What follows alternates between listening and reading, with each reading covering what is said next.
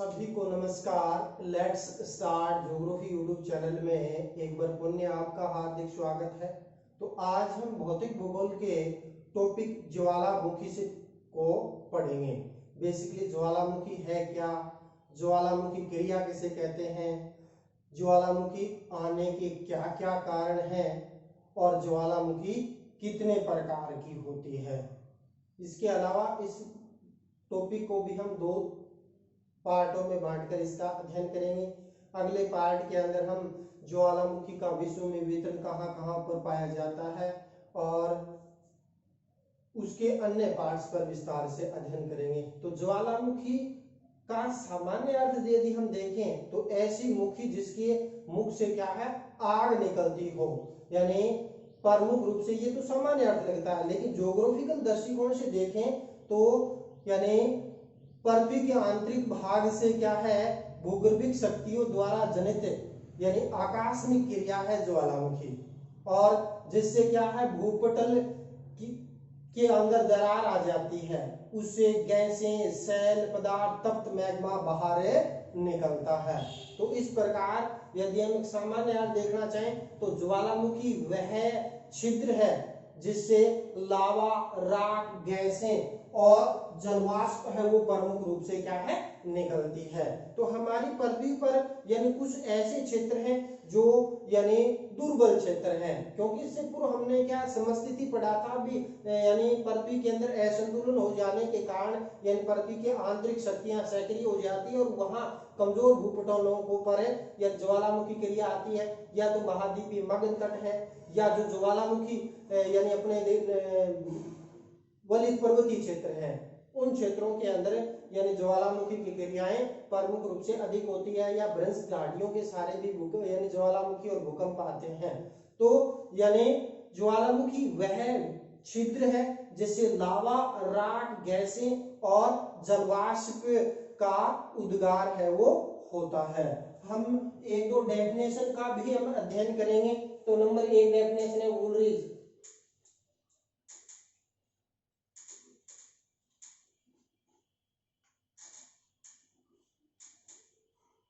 वुलरिज तथा मॉर्गन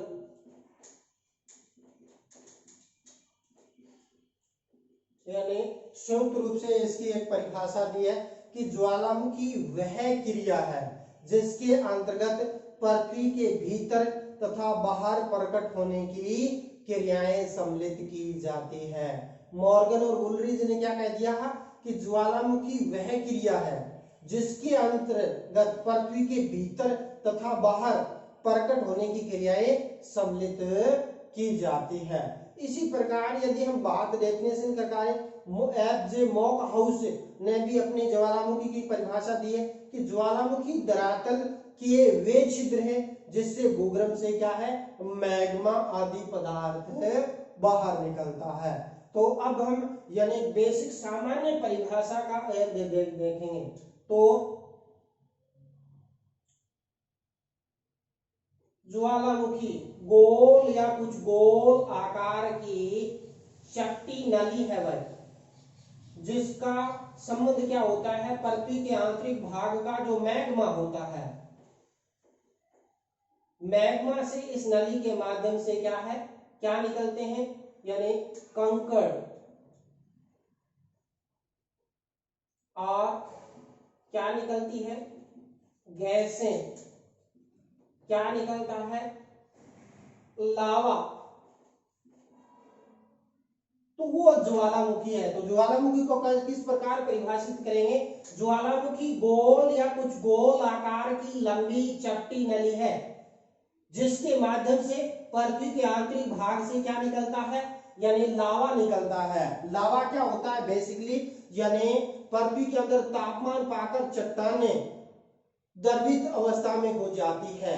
तो चट्टानों चूर्ण का घुला हुआ गाढ़ा चिपचिपा लसदार पदार्थ होता है, यदि वो भूगर्भ के अंदर रहता है तो वो तो कहलाता है मैग्मा, और यदि वो भूपर्पट्टी को तोड़कर बाहर निकल जाता है तो वो लावा कहलाता है। तो लावा से क्या है, जब जमने से ज्वालामुखी पर्वत का निर्माण होता है, जैसे जापान का फ्यूजियामा पर्वत है वो ज्वालामुखी क्रिया के द्वारा निकले हुए जो मलबा है उसके द्वारा निर्मित होता है।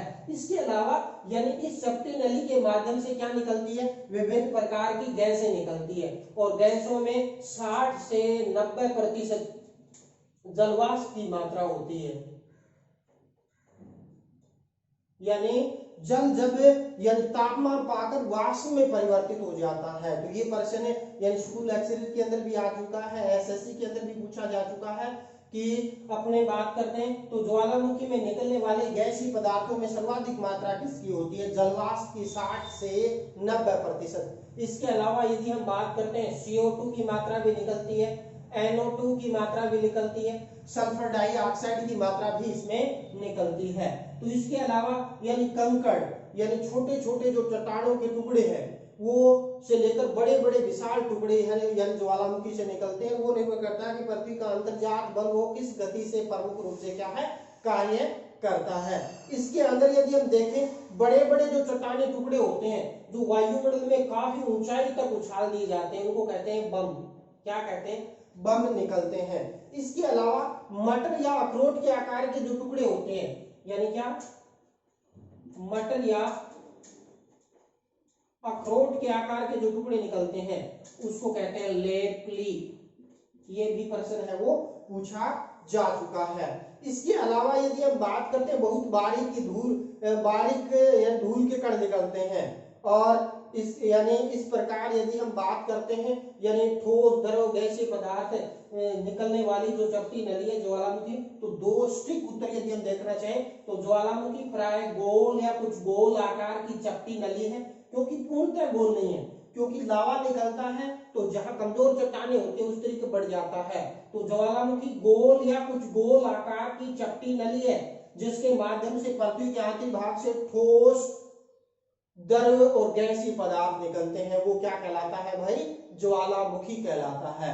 तो अलग अलग परिभाषा दी है, जैसे एफजे मोका उसने क्या कहा कि ज्वालामुखी धरातल के वे छिद्र है जिससे भूगर्भ से क्या निकलता है, मैग्मा आदि पदार्थ बाहर निकलते हैं। और अपने शर्मा ने परिभाषा क्या दे दी कि ज्वालामुखी गोल या कुछ गोल आकार की लंबी चपटी नली है जिसके माध्यम से भूगर्भ से क्या है, मैग्मा है यानी लावा, ठोस पदार्थ और गैसीय पदार्थ निकलते हैं। तो हम देखते हैं कि जो ज्वालामुखी क्रिया क्या है, तो कि ज्वालामुखी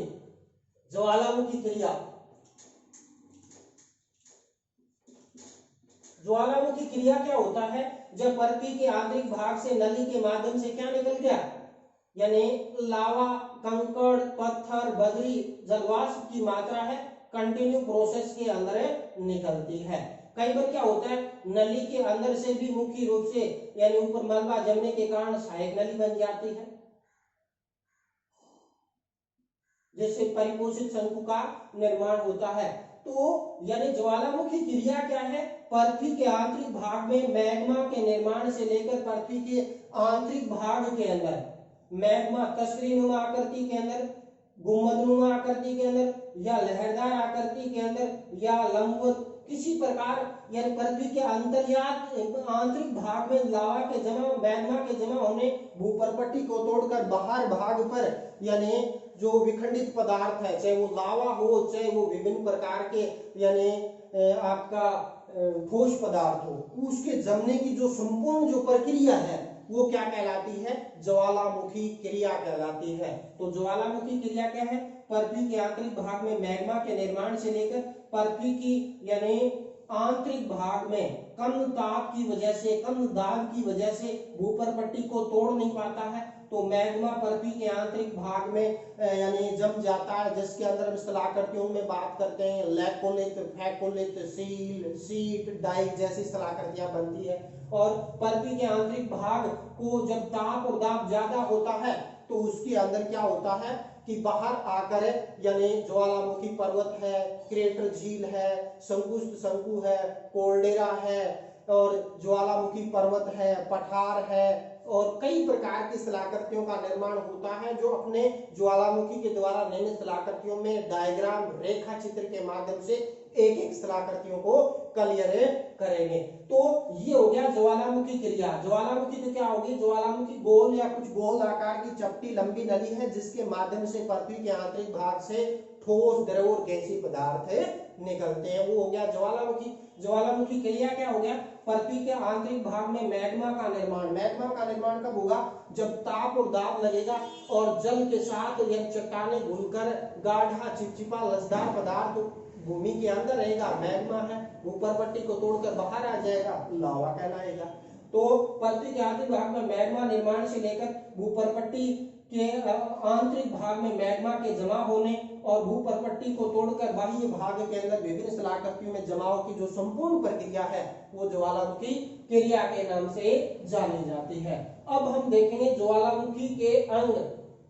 ज्वालामुखी के अंग कौन कौन से हैं, तो इसके अंदर देखते हैं। जब ज्वालामुखी से क्या है, मैग्मा भूपरपट्टी को तोड़कर बाहर निकलता है तो यानी सर्वप्रथम तो क्या है, यानी मैग्मा धीरे धीरे जमना प्रारंभ हो जाता है और ज्वालामुखी पर्वत बन जाता है। तो उस पर्वत के ऊपर जो छिद्र होता है उसको हम वीवर भी कहते हैं और इस वीवर का आकार जब बड़ा हो जाता है तो यहाँ क्रेटर का निर्माण हो जाता है। कई बार क्या होता है, विस्फोटक प्रकार के जो यानी पीलियन तुल्य ज्वालामुखी होते हैं वो भयंकर विस्फोट करते हैं जिसके कारण काफी लंबा चौड़ा क्षेत्र यानी वहां से उड़ा दिया जाता है। और ये होता है जब इसमें नली के अंदर मैग्मा जमा हो जाता है, दोबारा सक्रिय हो जाती है ज्वालामुखी, तो ऊपर वाला जो ज्वालामुखी का जो शंकु बना था उड़ा दिया जाता है और एक बड़ा क्षेत्र बन जाता है जिसको हम क्या कहते हैं, यानी कॉल्डेरा कहते हैं, कॉल्डेरा के नाम से जाना जाता है। तो इसके अंग क्या हो गए, एक तो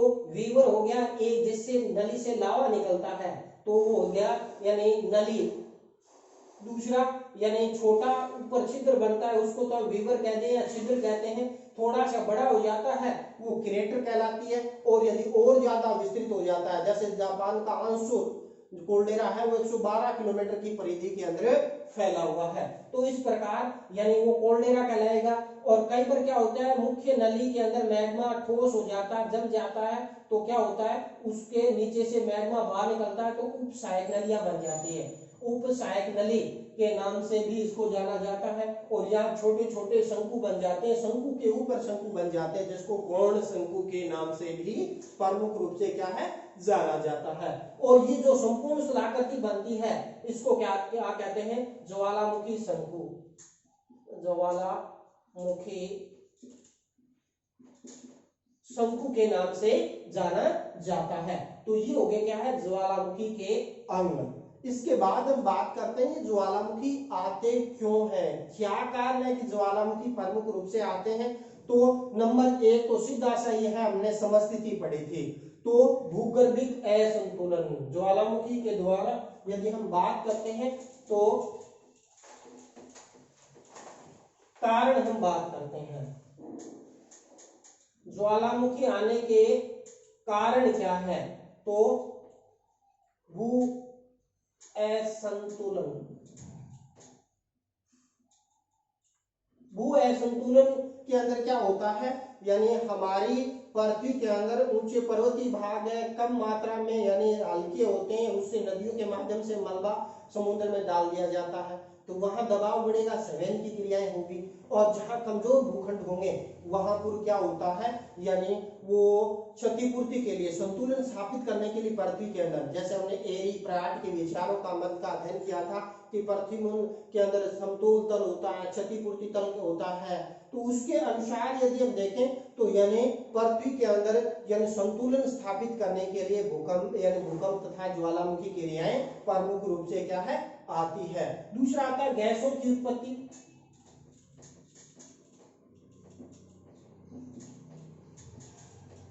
गैसों की उत्पत्ति की यदि हम बात करना चाहे तो क्या होता है, पृथ्वी के ऊपर धरातल पर, समुद्रों के अंदर, झीलों के अंदर, नदियों के अंदर वर्षा का जल रिस रिस कर जब नीचे जाता है तो हमने पता है कि नीचे पृथ्वी के अंदर 32 मीटर की गहराई पर 1 डिग्री सेंटीग्रेड तापमान प्लस हो जाता है।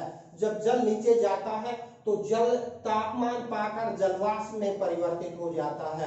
और चूंकि आपको पता है कि पृथ्वी के अंदर आंतरिक भाग में सीमित स्थान है, जल है, और जल जलवाष्प में बन जाएगा तो अधिक स्थान घेरेगा और फिर क्या करेगा, वहां स्पेस कम है तो ऊपर वाली जो चट्टाने है उन पर दबाव डालेगा।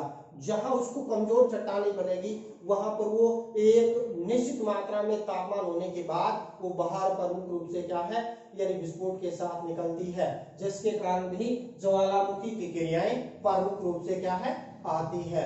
भूगर्भ में तापमान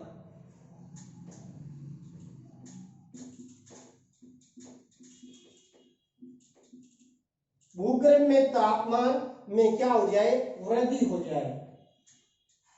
आपको पता है कि पृथ्वी के आंतरिक भाग में रेडियोधर्मी पदार्थ पाए जाते हैं, जिसमें यूरेनियम, थोरियम, मोनोजाइट, जिरकन जैसे पदार्थ पाए जाते हैं। और ये जब स्थिर अवस्था में रहते हैं तो कम मात्रा में ऊष्मा का संचार होता है।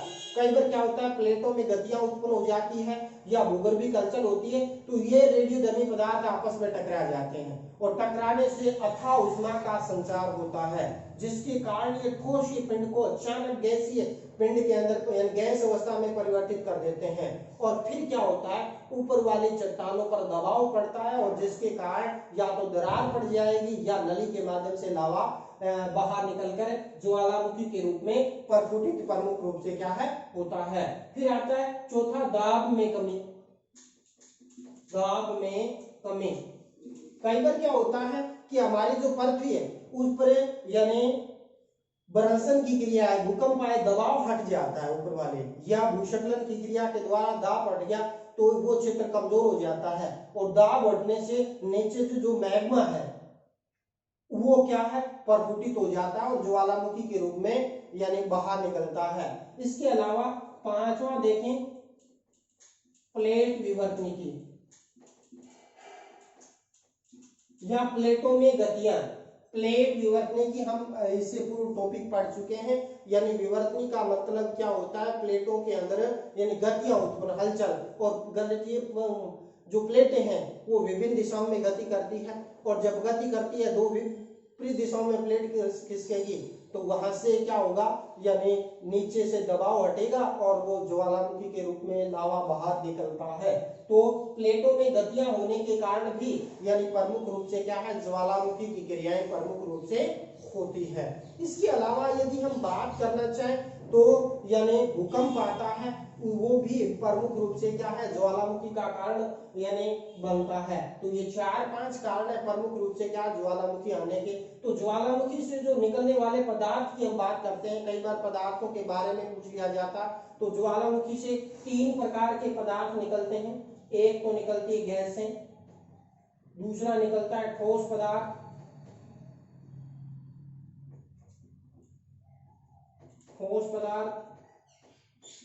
तीसरा निकलता है तरल पदार्थ। गैस पदार्थ में निकलती है जलवाष्प, CO2, NO2 और सल्फर डाइऑक्साइड जैसी गैसें निकलती है, जिसमें जलवाष्प की मात्रा होती है 60 से 90%। ये एसएससी के अंदर है और जो अपने आर्मी के एग्जाम है उसके अंदर पूछा गया है कि ज्वालामुखी से निकलने वाली जो गैसें हैं उसमें सर्वाधिक मात्रा किसकी होती है, जलवाष्प। जलवाष्प एक प्रकार की गैस है, क्यों, क्योंकि जल का जो तापमान पाकर जल यानी वाष्प में परिवर्तित होती है। तो 60 से 90% मात्रा यानी गैसों में इसकी होती है। बाकी यानी प्रमुख रूप से CO2 है, NO2 है, सल्फर डाइऑक्साइड है या रेडान गैस भी प्रमुख रूप से क्या है, निष्कासित होती है। ठोस पदार्थों की हम बात करते हैं तो बड़े बड़े चट्टानी टुकड़े निकलते हैं, उसको तो हम बम कहते हैं। इसके अलावा अखरोट के आकार के या यूं कहें मटर के आकार के दाने होते हैं, उसको लैपली कहते हैं। यानी कुछ बहुत बारीक कण होते हैं, धूल के कण निकलते हैं। तो यानी विभिन्न प्रकार के ठोस पदार्थ में निकलते हैं। तरल पदार्थ में निकलता है लावा, और लावा के बारे में अपने डिस्कस कर चुके हैं। इसके बाद अपने नेक्स्ट पढ़ेंगे ज्वालामुखी यानी के का वर्गीकरण, यानी ज्वालामुखी को कितने प्रमुख भागों में विभाजित किया जा सकता है। तो ज्वालामुखी के विभाजन की बात करते हैं तो ज्वालामुखी को 2 प्रमुख वर्गों में विभाजित किया गया है। वर्गीकरण, वर्गीकरण के अंदर बात करते हैं तो इसमें तो एक तो क्या है, उत्पत्ति के आधार पर और दूसरा उद्गार के आधार पर। उत्पत्ति के आधार पर यदि हम देखना चाहें, नंबर पे एक है उत्पत्ति के आधार पर, दूसरा यदि हम देखते हैं उद्गार के स्वरूप के आधार पर। तो उत्पत्ति के आधार पर यानी ज्वालामुखी को 3 भागों के अंदर बांटा गया है। नंबर 1 सक्रिय ज्वालामुखी, नंबर 2 सुषुप्त ज्वालामुखी, तीसरा आ जाता है मर्त ज्वालामुखी।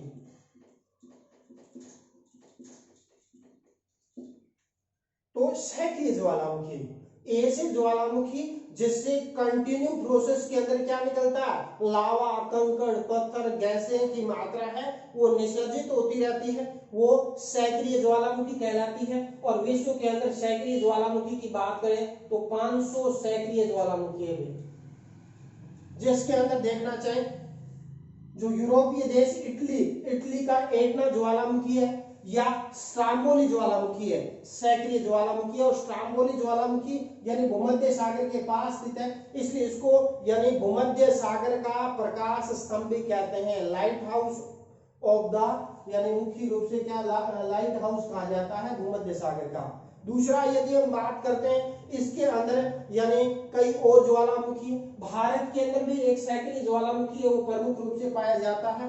वो पाया जाता है क्या, यानी अंडमान निकोबार द्वीप समूह के अंदर जो स्थित ज्वालामुखी है, जिसके अंदर देखना चाहें तो यानी अंडमान निकोबार द्वीप में बैरन द्वीप, बहुत से एग्जामों में पूछा गया है, बैरन द्वीप जो अंडमान निकोबार द्वीप समूह में पाया जाता है, भारत का एकमात्र सक्रिय ज्वालामुखी है बैरन द्वीप। इसके बाद हम बात करते हैं यानी सुषुप्त ज्वालामुखी, ऐसे ज्वालामुखी जिसमें एक बार उद्गार होने के बाद काफी लंबे समय तक कुछ यानी ज्वालामुखी के अंदर किसी प्रकार का यानी प्रफुटन नहीं होता, फिर अचानक 200, 400, 500 सालों के बाद अचानक सक्रिय हो जाती है। तो ऐसे ज्वालामुखी को क्या कहलाती है, यानी सुषुप्त ज्वालामुखी। जिस प्रकार मनुष्य को अचानक सपने में जाग आती है, उसी प्रकार अचानक ये यानी सक्रिय हो जाती है, जिसके कारण भारी जानमाल का नुकसान इसके अंदर प्रमुख रूप से होता है। इस प्रकार देखें व्यूस्वेस ज्वालामुखी है, यानी एक प्रमुख रूप से क्या है, यानी सुषुप्त ज्वालामुखी का उदाहरण है, जिसके अंदर प्रथम उद्गार है वो यानी 1691 में हुआ, उसके बाद 1803 के अंदर, उसके बाद 1872 में उद्गार हुआ, 1905 में उद्गार हुआ, 1927, 28, 29 में उद्गार हुआ, उसके बाद वो अभी शांत अवस्था के अंदर पाई जाती है। इसके अलावा क्रोकोटोवा द्वीप पर भी मुख्य रूप से क्या है, एक सक्रिय ज्वालामुखी यानी मुख्य रूप से क्या सुषुप्त ज्वालामुखी पाया जाता है।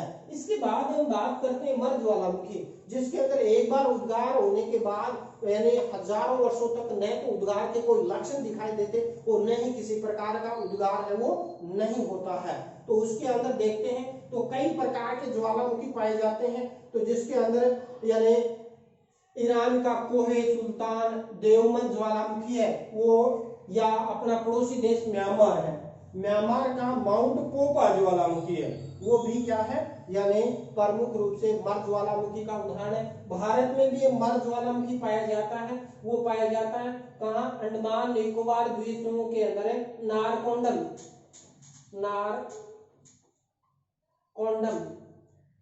एक नारकोंडम अंडमान निकोबार द्वीप समूह में पाया जाने वाला एक मर्द ज्वालामुखी है।